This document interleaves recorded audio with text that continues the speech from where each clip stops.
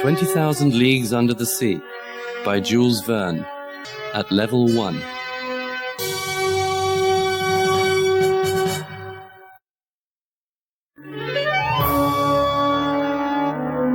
Chapter 1. The Monster from the Deep. I am Professor Aronnax. My job is to study everything dead or alive under the sea. I see beautiful and ugly things down there, but there is one strange experience that stays in my mind like a nightmare.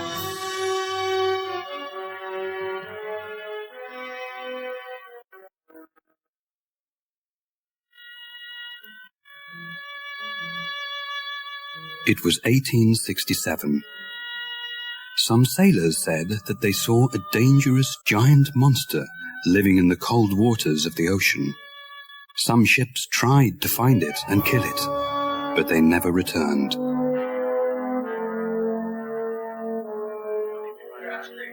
People said it looked like a whale.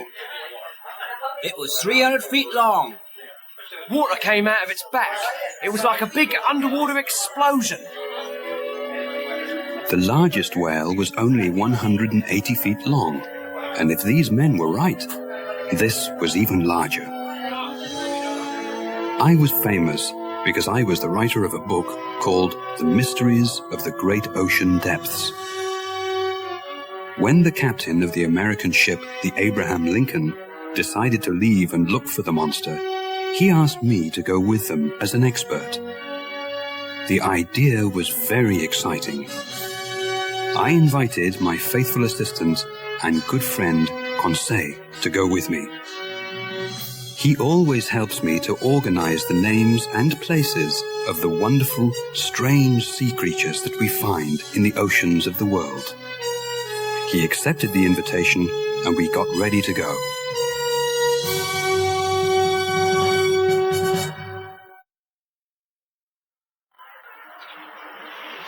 The Abraham Lincoln left New York Harbor on the 3rd of July, 1867. 500,000 people were there to say goodbye. Ned Land, the famous whale killer, was also on the ship. Farragut, the captain of the ship, was a strong and brave man. When we first met, he shook my hand and smiled at me. Don't worry, the ocean isn't big enough for both the sea monster and me. I'll kill it or it'll kill me. All I know is that one of us will die. I didn't like this idea, but I didn't say anything at the time.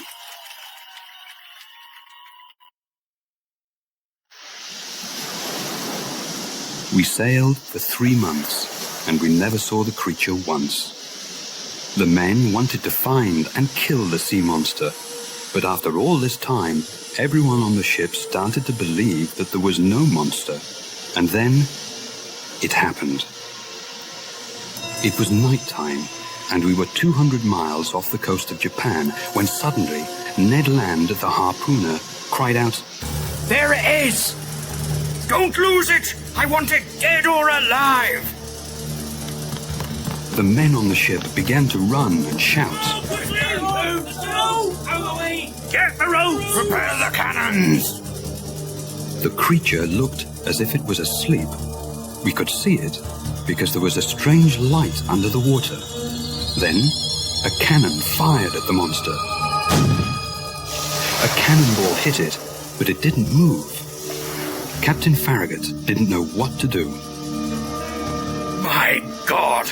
If a cannon can't kill this monster, what can? Just then, I saw Ned Land with his harpoon in his hands climbing to the front of the ship. Everyone watched him silently. I saw the harpoon leave his hand and hit the giant creature right in its back. Water shot out of the wound. Its force knocked me right out of the ship into the dark, cold ocean.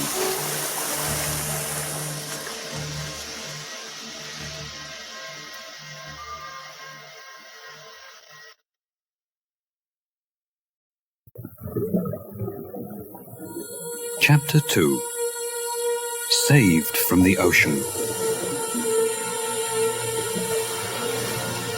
I found myself underwater.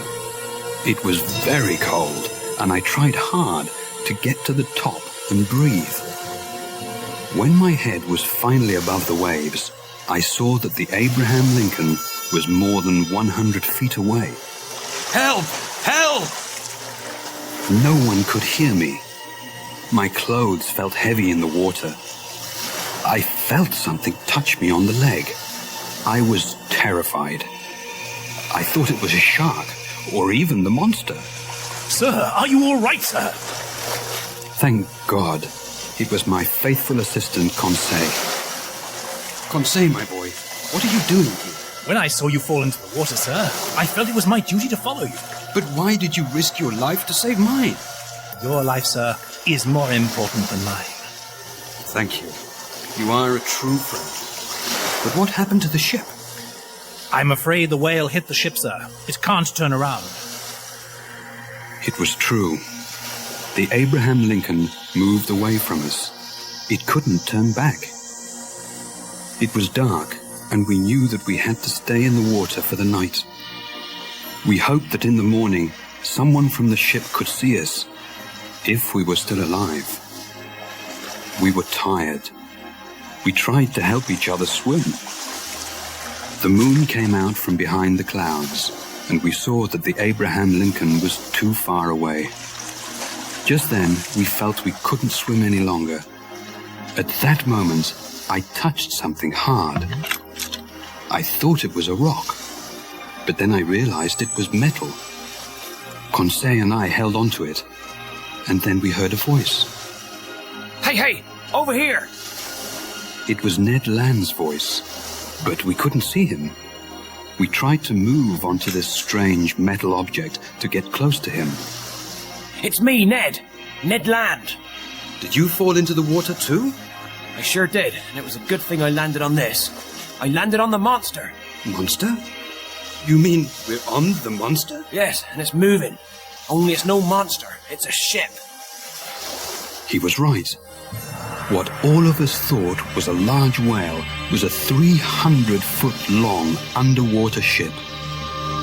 Ned sat on a platform which was on top of the ship. We knocked on the ship's sides, but they were too thick, and no one heard us. We heard the noise of the ship's engine. I only hope it doesn't go under the water. The mysterious ship began to sink before Ned finished his sentence. Help! Help! Help! Suddenly, the ship stopped sinking. A short man in strange black clothes opened a secret door on the top of the ship. When he saw us, he ran back inside, frightened. 2 minutes later, 6 large men with black masks came out, took us by the arms, and took us down inside the ship.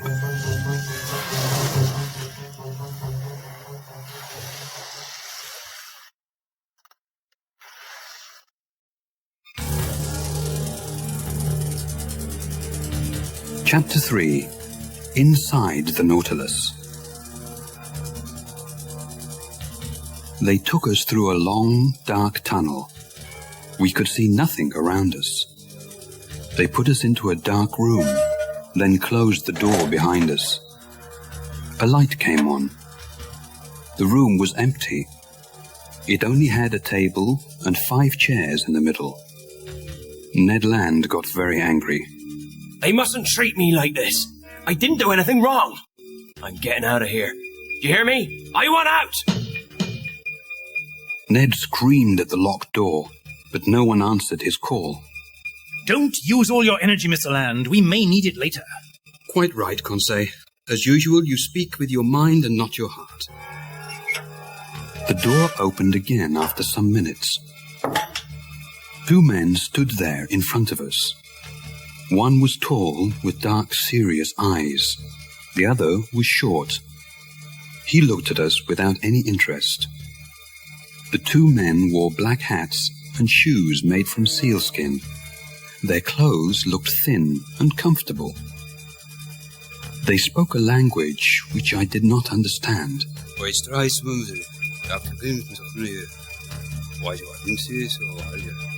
I spoke to them in French, German, and English. I told them our story, but they did not seem to understand. Mr. Land got angry again. You listen to me. You let us off this ship, or... There's no reason to be angry, Mr. Land. It is I who should be angry with you. The tall man was calm, and he spoke perfect English. He surprised all of us, and we didn't say a word. You are on the Nautilus. I am its captain, and my name is Captain Nemo. This ship and my own life is a secret to the outside world. I do not want to see that world again. I live here under the sea.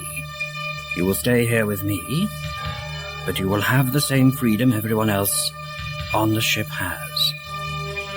What does that mean, Captain? That means that you are free to see all the wonderful things under the sea. No man in your world can ever see these things. I am saying, gentlemen, that you are very lucky. You mean we'll never go home again? That's impossible. Mr. Land, you gave me no choice. I do not want anybody to know my secret. You attacked my ship. You found me. Now you must do what I say. Ned Land was not happy at all. I can only say that I was very interested in this strange man. Where did he come from? Why did he leave our world? Captain Nemo spoke to the short man in their strange language. Then the short man left us. Then he tried to be friendly. You will not find life on the Nautilus so bad. We have wonderful food, and your rooms are very comfortable.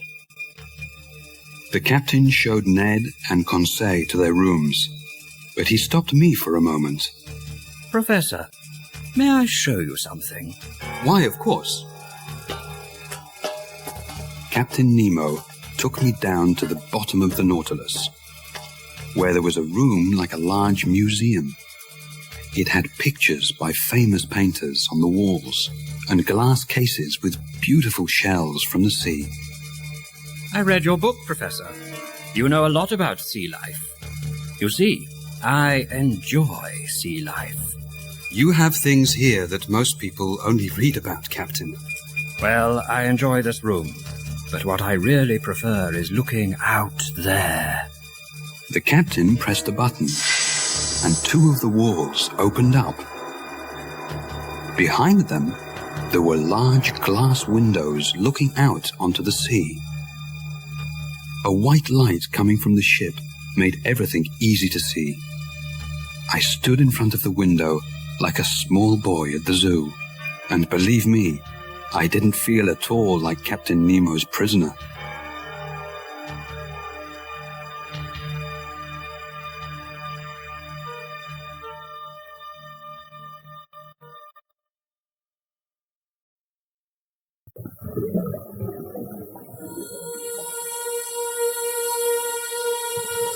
Chapter 4. Outside the Nautilus.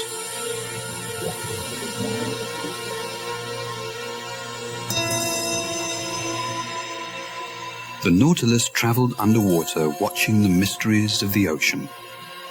The captain and his crew were excellent hosts. They gave us wonderful seafood, and we were free to visit any place we liked on the ship. We traveled near the coasts of Australia and Papua New Guinea. I enjoyed seeing all the strange sea life of these waters. I had enough information to write a new book. But Ned Land was not happy on the Nautilus. He was a whale hunter, and his life was above the water, hunting whales. One morning, he asked Conseil and me to go to his room to talk. I want to talk about our escape. Our escape? We're underwater. How can we escape? Not now. This ship goes above water every 2 days to fill it with clean air. When we're near land, we have to try to escape. The waters we are in now are full of sharks, Mr. Land. I know that, Professor. We'll wait. When we get close to a country we know, we'll try to escape. But how will we leave the Nautilus? Ned Land had no time to answer this question. There was a loud crash, and we all fell to the floor. The lights went on and off, and the engine stopped. The top of the Nautilus was just above the surface of the water. I saw Captain Nemo on the platform outside the ship. The ship was between two large rocks, unable to move. We had to wait 6 days for the water to rise before the ship could leave. The captain didn't seem at all worried. The sea brought us here. The sea will take us away. We were very close to Papua. I could see it from the ship. Ned Land asked the captain if we could go on land and hunt some animals, because he didn't want to eat fish. Captain Nemo let the three of us go. This didn't surprise me at all. There were only cannibals on Papua. We couldn't escape because they would kill us. There was a small boat on the Nautilus which we used to get to land. Captain Nemo gave us guns, and we were all excited to return to land and feel free again.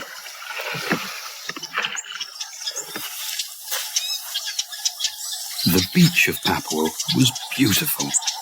It had soft, white sand and 200-foot-tall palm trees. We found bananas and coconuts, and we made a small camping area for the day. Some wild animals came out of the forest and ran away. Conseil was at first frightened. I thought they were the cannibals. Don't worry, Conseil. It's not yet lunchtime. We all laughed, then continued looking for fruit and vegetables. We walked through the tropical forest. We were so excited by this new adventure that we forgot where we were walking. We were far from the beach. I felt something small hit my head. I think I was hit by a rock. A rock? There's another. Suddenly, we saw others moving through the forest. Professor, Sir. we are not alone. There were cannibals everywhere. We ran back to the beach. They followed us. They carried spears and shouted in a strange language.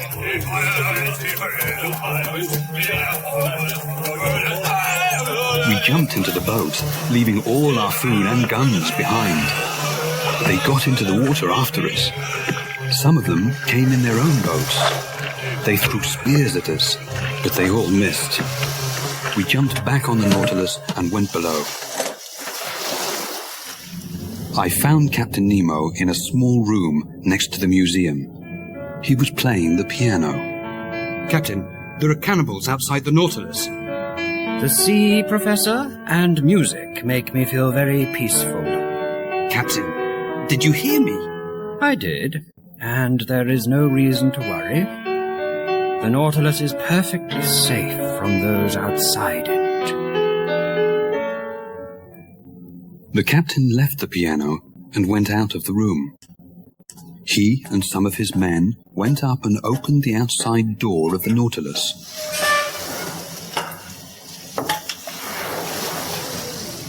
Several cannibals looked down inside. One tried to get in, but when his hand touched the ship, he screamed. Another tried the same thing, and he also screamed. Soon, all of them swam away.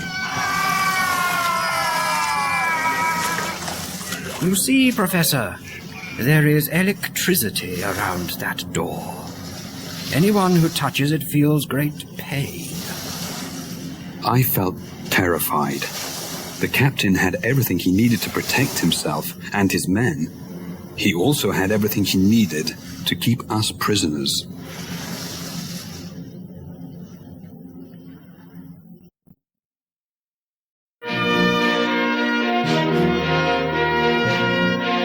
Chapter 5: An Underwater Cemetery. The Nautilus was finally free of the rocks near Papua. We now travelled east, past Australia, and into the Indian Ocean. Life on the ship was normal again. We sometimes stopped on the ocean floor and walked outside the ship. We wore special suits. They had large glass heads with special tanks filled with air so we could breathe. Ned Land still wanted to escape, and he thought about it every day. But now that we were in the Indian Ocean, there was nowhere to escape to.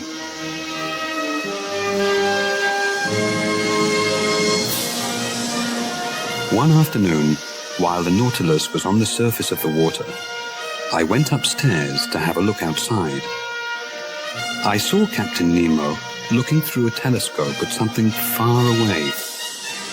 He said something to one of his men, and the man went downstairs quickly.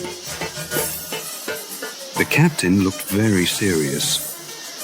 I had a small telescope with me, so I put it up to my eye to see what he was looking at. At that moment, I felt a strong hand knock the telescope away from my eye. Professor, I want you to go below. You, Mr. Land, and Mr. Conseil will stay in your rooms until I say you can leave. May I ask why? No. There was nothing more to say. Captain Nemo was upset about something, and he had the power to tell us what to do. I went to my room quietly. They served our dinner in our rooms. I fell asleep quickly. When I woke up, I thought that they put something in our food to make us sleep. The next afternoon, Captain Nemo suddenly opened my door. He came in with one of his men. He looked very worried. Professor, do you know anything about Neds? Do you mean, am I a doctor? Yes. I know some things. Why? I have a man who needs help. Could you have a look at him? Of course. Captain Nemo took me to a room where there was a man lying on a bed. He had white bandages on his head. There was blood on the bandages, and the man looked very sick. He was cold and white. I told Captain Nemo that he would not live. The captain's face changed. He looked very sad, and there were tears in his eyes. May I ask what happened? The captain turned away from me. What does it matter? A man will die. Isn't that enough? Captain Nemo surprised me. At times he could be cold and serious. Then he could cry for a member of his crew. You can go, Professor.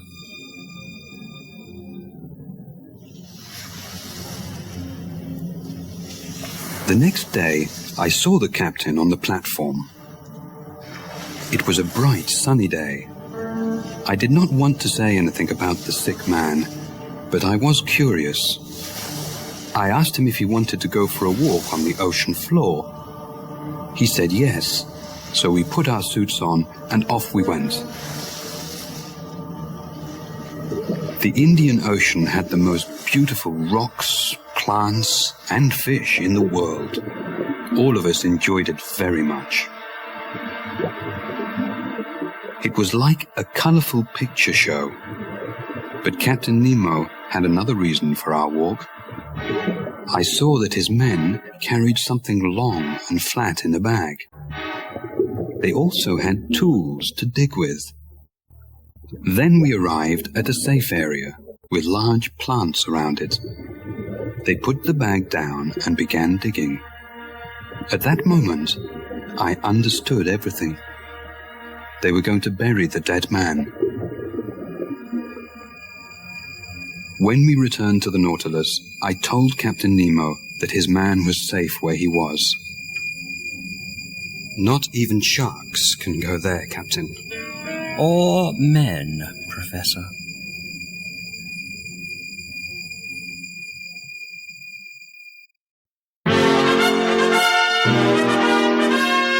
Chapter 6.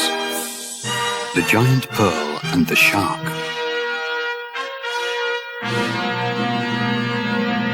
We travelled in the Indian Ocean for 10 days. The Nautilus did not seem to have any particular direction. I did not see Captain Nemo for some days after the man's death. He stayed locked in his room.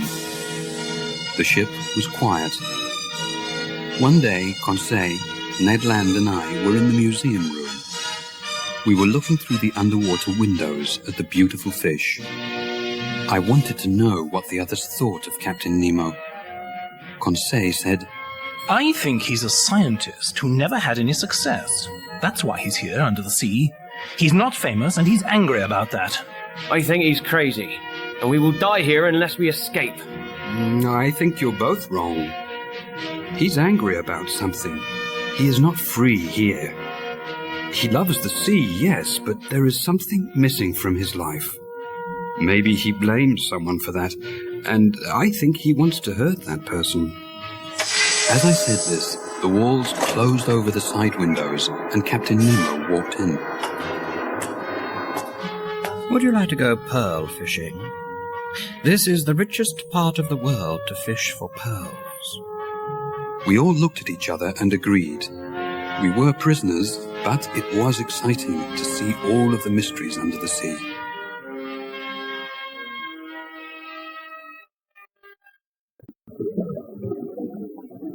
The ocean near India has thousands of oysters.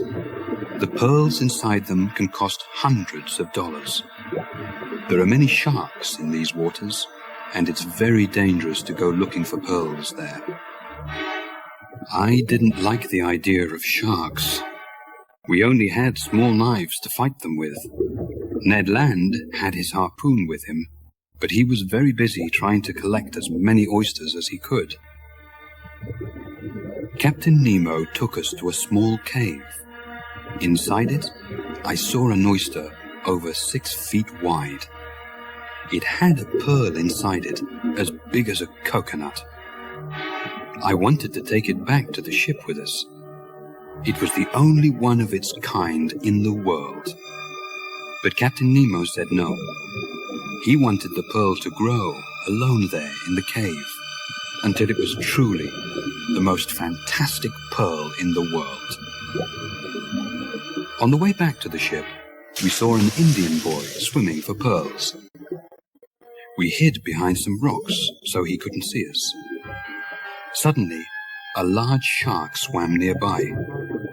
The boy saw it, but it was too late. Captain Nemo swam away from the rocks with his knife in his hand and began fighting with the animal. The boy looked terrified. Captain Nemo fought with the shark, and there was blood in the water. The captain looked in trouble. Immediately, Ned Land attacked and killed the shark with his harpoon. The captain was safe, and I was so surprised that I couldn't move. When we got back to the Nautilus, the captain thanked Ned Land. You saved my life, Mr. Land. Thank you. Don't thank me. I kill sharks and whales because it's my job. I didn't do it for you. Come, Mr. Land. That's a horrible thing to say. It's all right, Conseil. I understand, Mr. Land. I saw in his face that he did understand Ned Land. We were prisoners. Ned Land's only thought was to escape. Captain Nemo understood that thought. He would feel the same way if he were in Ned Land's position.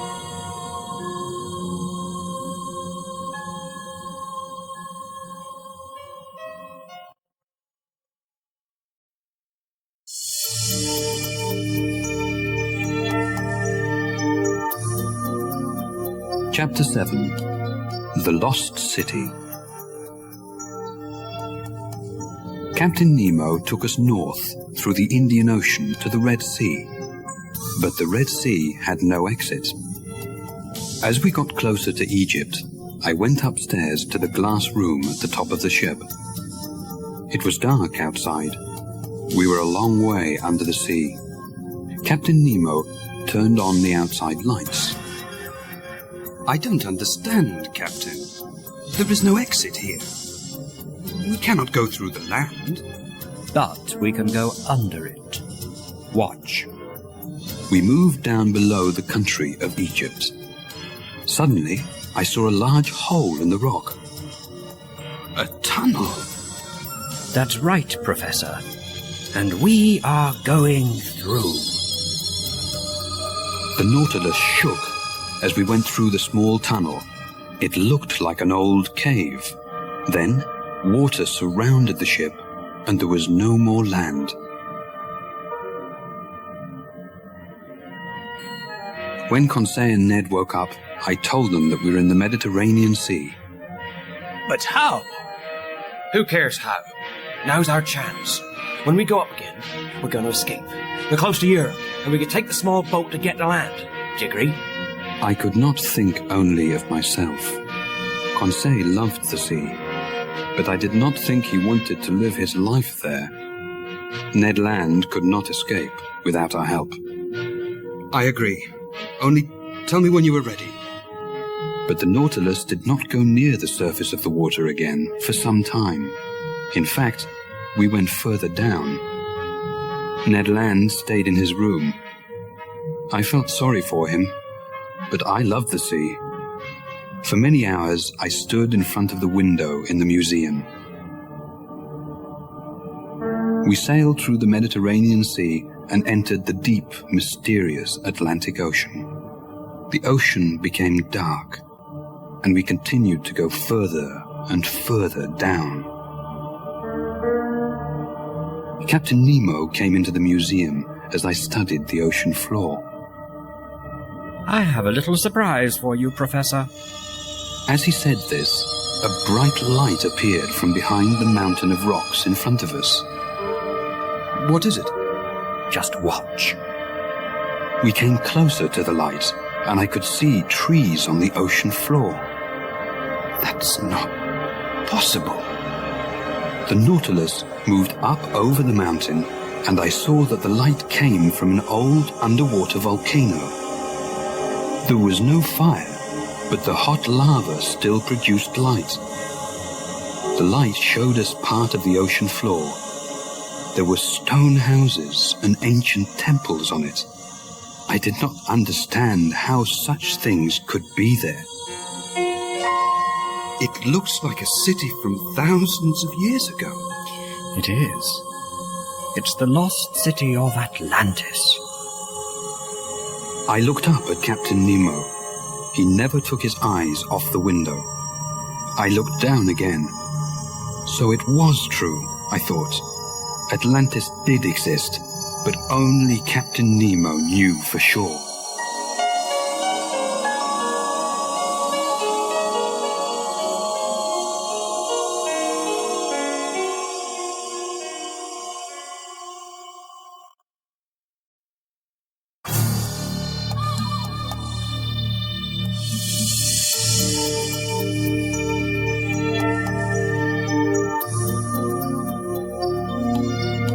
Chapter 8. The Giant Squid. We travelled through the Atlantic Ocean down to the South Pole. We went under the ice and came out on the other side. Imagine what we saw. Penguins, whales, polar bears, dolphins, icebergs. It was like a dream, and we saw it from the inside of the Nautilus. We continued up the coast of South America. Finally, we came to the warm waters near the Bahamas. Who could be unhappy? Only one person, Ned Land. Conseil, Ned and I were in the museum, looking out at old stone walls, 5,000 feet under the sea. There are giant squid in the holes of those walls. Come, Professor. You don't believe that, do you? What giant squid, sir?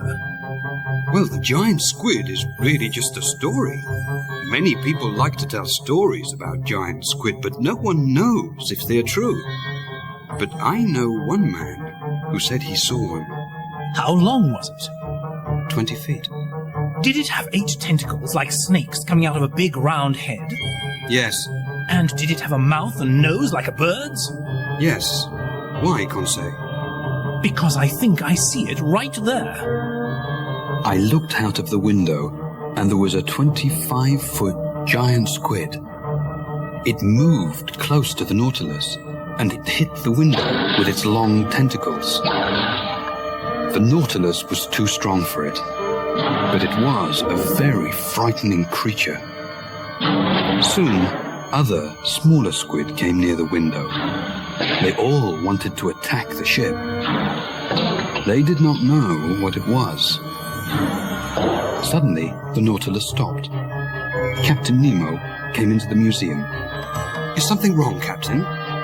Yes. One of those ugly creatures is caught in our propeller. What can we do? We can take the ship up, then try to free the monster. Captain Nemo never thought of danger. He thought nothing could stop him, his men, or his ship. We all went upstairs. Captain Nemo gave us all axes to cut the squid's tentacles if they attacked. One man went to open the door to the platform. As he opened it, a long, thick tentacle of the giant squid came inside like a snake and pulled the man outside. We all ran up the stairs. Outside, 6 or 7 small squid moved along the top of the Nautilus, throwing all their tentacles at the ship and its men. We fought them with our axes, but the large one, the one with Captain Nemo's man in his tentacle, stood holding the man in the air. The man cried for help. I was surprised he spoke English. Captain Nemo attacked the giant squid with his axe.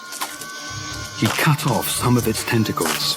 I thought Captain Nemo would save his man. Then I saw Ned Land with his harpoon in his hand. I thought he was going to kill the captain. Ned, don't! But I didn't need to stop him. One of the smaller squid knocked the harpoon out of his hand and threw Ned down. The squid was about to pull him into the sea. Captain Nemo saw this, cut off the squid's tentacle, and saved Ned Land. You saved my life! Didn't you do the same for me? Yes, but... Captain Nemo did not wait for the answer. He turned to help his own man, but it was too late. The giant squid shot black ink out of its body, and none of us could see anything.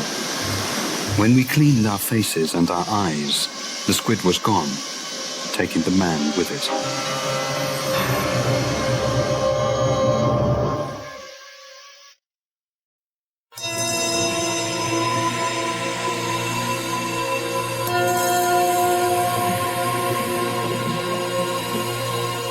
Chapter 9.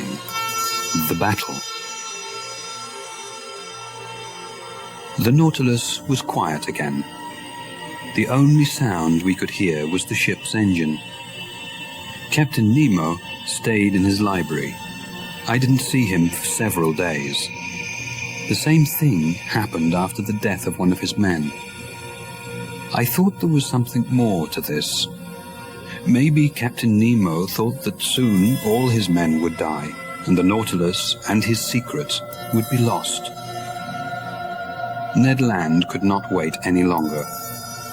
I want you to talk to the captain, Professor. Ask him if we can leave. Now is not the time, Ned. It is. If you don't speak to him, I'm going to do it myself. All right, Ned. I'll do it.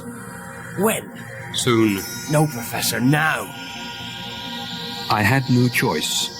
Ned Land lost his temper, and I thought Captain Nemo might listen to me and let us go. I found the captain in his library. He stood and looked at a picture of a young woman with 2 small children. He didn't hear me go in. He looked very sad. Who was this woman? Was it his wife? My leg hit a table, and Captain Nemo turned round. I'm sorry, Captain. I came to speak to you. Not now, Professor. I'm afraid it's important. What is it? It's about our freedom. The men and I need to know what you plan to do with us. I already told you. Captain, you can't expect us to stay on this ship forever. Professor, you found me. I did not find you. No one who enters the Nautilus ever leaves. There is nothing else to say. Suddenly, I heard a voice speaking in that strange language.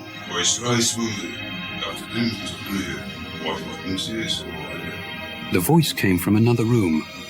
It was one of the captain's men. The captain became very angry. Professor, I want you to go to your room.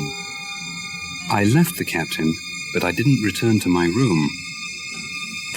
I went upstairs to the platform. There I found Ned and Conseil. Sir, it's a ship. There was a ship traveling very fast towards us. Hey, we're over here! Ned Land tried to call the ship over. The ship answered with cannonball. They're firing at us! Hey, over here! Don't shoot! Suddenly, Ned Land saw Captain Nemo. I want all three of you to go to your rooms now. The ship came closer. Captain Nemo's men got ready to fight it. This is my real enemy. They killed my friends and family. Now it's my turn to kill them. Captain Nemo put a black flag on the Nautilus, with a yellow N in the center of it. We all went down inside the ship. I watched the fight from the glass window in the museum. The Nautilus shook from the explosions of the cannonballs in the water, but it went forward, ready to attack the enemy ship. The Nautilus made a hole in the bottom of the enemy ship with its sharp nose. I saw the men on the other ship fall into the water. There was a loud explosion and then silence.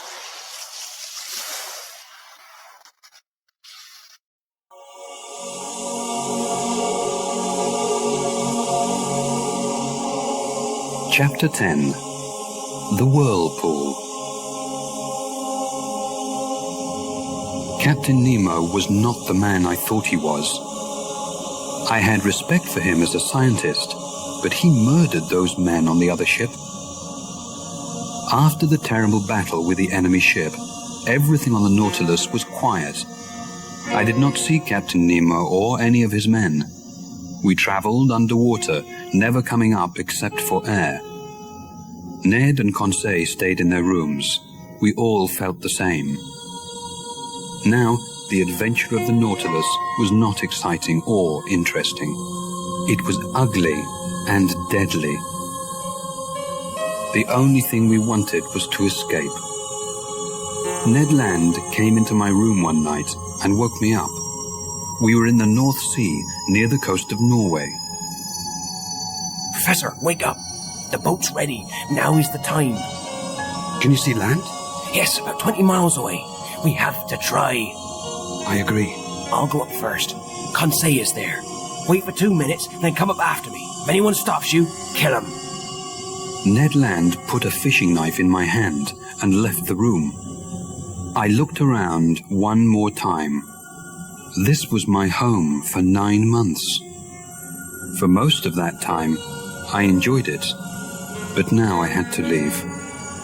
As I walked through the museum to the stairs, I heard music coming from Captain Nemo's library. I listened to him playing the piano, and I thought I heard him say, Enough, oh God, enough. Those were Captain Nemo's last words.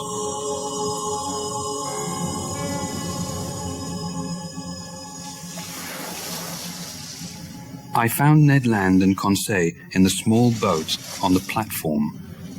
Ned worked quickly to set it free. The Nautilus suddenly began to turn round in circles. The men below began to shout. What's happening, sir? I don't know. Get ready. I'm almost finished. Suddenly, I thought I understood what the men below said in their strange language. The Nautilus was in a whirlpool. The waters off the coast of Norway were famous for this. Boats which sailed into these whirlpools never escaped. What shall we do, Professor? Don't free the boat. We'll never make it. I can't hold it. We're gonna... I heard a loud snap. Something hit me on the head, and that's the last thing I remember.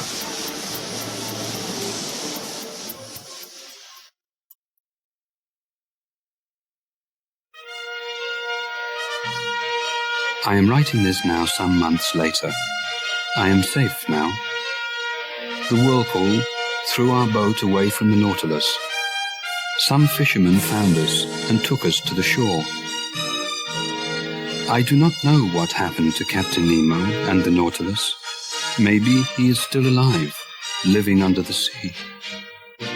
All I know is that we traveled 20,000 leagues under the sea, from the Pacific to the Indian Ocean, through the Red Sea and the Mediterranean, across the Atlantic and to the North and South Poles. I saw things that no man from my world will ever see. It was a strange and wonderful adventure, one I will never forget.